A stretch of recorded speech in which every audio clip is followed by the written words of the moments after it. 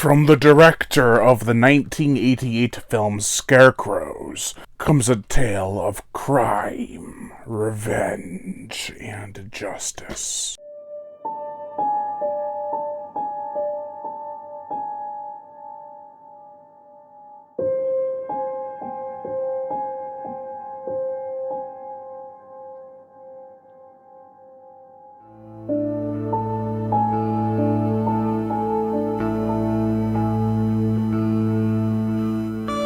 Route 666. This is an action horror film that came out one day before Halloween in 2001.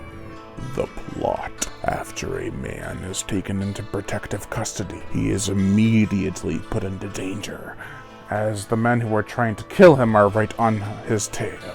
When a group of FBI agents manage to escape with him, they head off on an old beaten path. There is a road, Route 666. There they will be hunted by ghosts from a not-too-distant past. Surprise, it's a horror movie. This was a fun little flick. There are a lot of elements that work, such as the buddy cop-ish style, the special effects, and some of the action.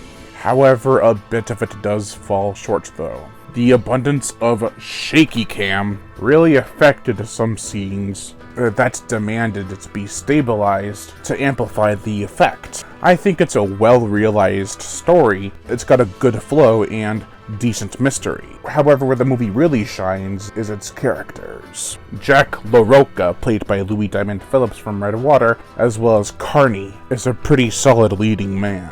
He of course has a connection as to what is going on Route 666. Still, it is handled believably enough. It makes sense why he is drawn to the road, as well as why he is there. Also, Lou is a great actor. Steph, played by Lori Petty, is Jack's right-hand gal. She is snarky, but does what's right, and instead of doing something stupid, she points out what the other characters are doing that is stupid. I found some of her lines appropriately funny. Y'all have guns, why don't you just shoot each other? Rabbit, aka Fred, played by Stephen Williams, is easily my favorite character. He isn't afraid to call out issues at hand as bluntly as possible. His charisma is great, but his one-liners needed a bit of work. L.Q. Jones, who plays Sheriff Bob Conaway, does a good enough job in the role of the corrupt sheriff. However, I bring him up for one specific reason, though. In 1963, he played in an episode of a show that was literally called Route 666. I find that funny and ironic as hell. I haven't seen the show or the episode, but, you know. Another thing I found ironic, if not unbelievable, is that Jack's father is one of the ghosts on this road that he just so happens to follow. Yes, they explain it well, but it's of all the places. It's a horror movie, so it had to go there. You could argue that the spirits are drawing him to them.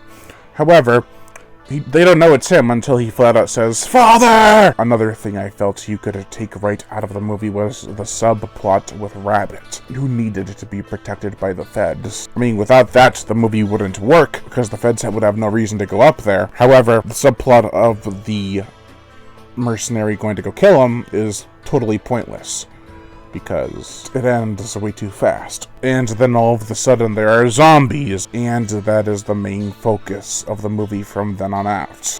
Speaking of the zombies, the gore, the effects, the undead prisoners look awesome in this movie.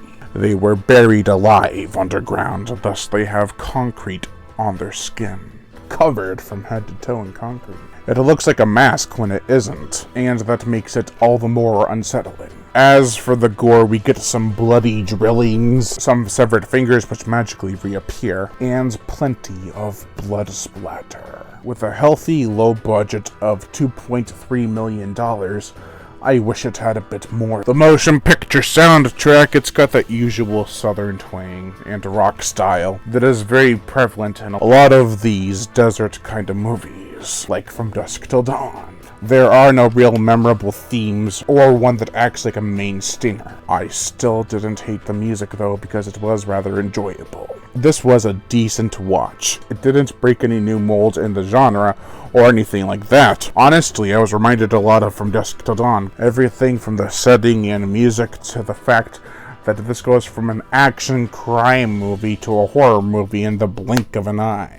That doesn't make it unenjoyable. It is entertaining enough and gets the job done at being a lighthearted movie with a dark nature. Overall, I give Route 666 a 2 out of 5.